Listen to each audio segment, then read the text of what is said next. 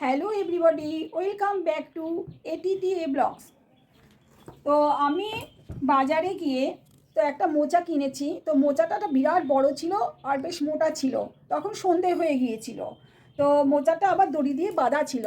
আমি সেটা বুঝতে পারিনি। তো ওনাকে জিজ্ঞাসা করলাম দোকানদারকে যে এটার দাম কত, বললো। তো আমি যে দড়ি দিয়ে বাঁধা কেন, বলছে অনেক বড় তো আমাকে টুপি টাপা দিয়েছে, বুঝতে পারিনি। তো বাড়িতে নিয়ে এসেছি, বাড়িতে নিয়ে এসে কি মজা মোচাটা করবো। আমার বাড়িতে নিয়ে এসে দেখি এরকম ধরনের মানে অল্প অল্প অল্প অল্প মানে কলা ধরে গেছে, এই ধরনের বেরিয়ে গেছে। আর এইগুলো বেরিয়েছে। আর আমি তো প্রথমে বুঝতে পারিনি যে ওই মোচা থেকে আমি ভিডিও বানাবো।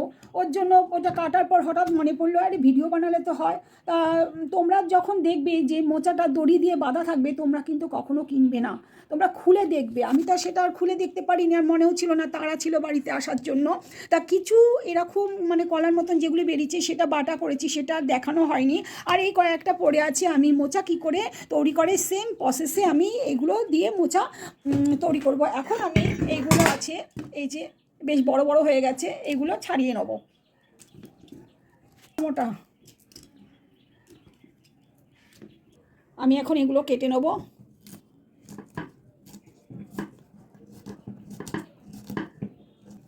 এগুলো কাটছি, কেটে এখন হলুদ জলে ভিজিয়ে রাখবো। একটা কারণে, কাজেই আমার হাত তখন কালো হয়ে যাবে না, ওর জন্য হলুদ জলে ভিজিয়ে রাখছি। আমি এই হলুদ জলে ভিজিয়ে রেখেছিলাম ওই মোচা মানে কলা অবস্থায়, কলা ছোট ছোট কলা হয়েছিল, এক ফোঁটাও আমার কালো হয়নি। এই অবস্থায় এই জল দিয়েই আমি একটু প্রেশার কুকারে একটু ভাপিয়ে নেব।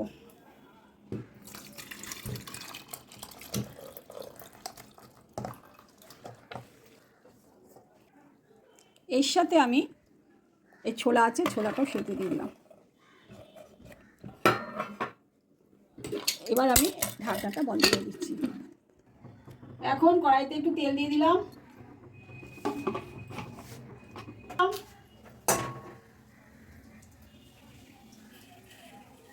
গোটা জিরে দিয়ে দিলাম,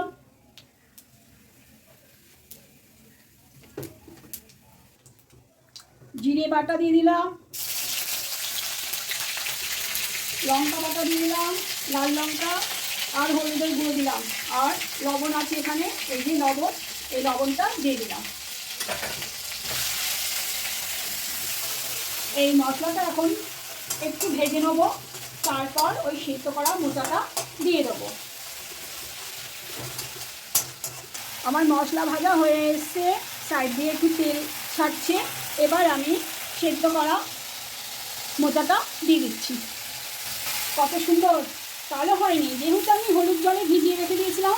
কাটতে কাটতে ওই হলুদ জলেই আমি একটু সেদ্ধ করে নিয়েছি, মানে ভাপিয়ে নিয়েছি। এই যে পুরো কালোই হয়নি, সাদা সাদাই আছে।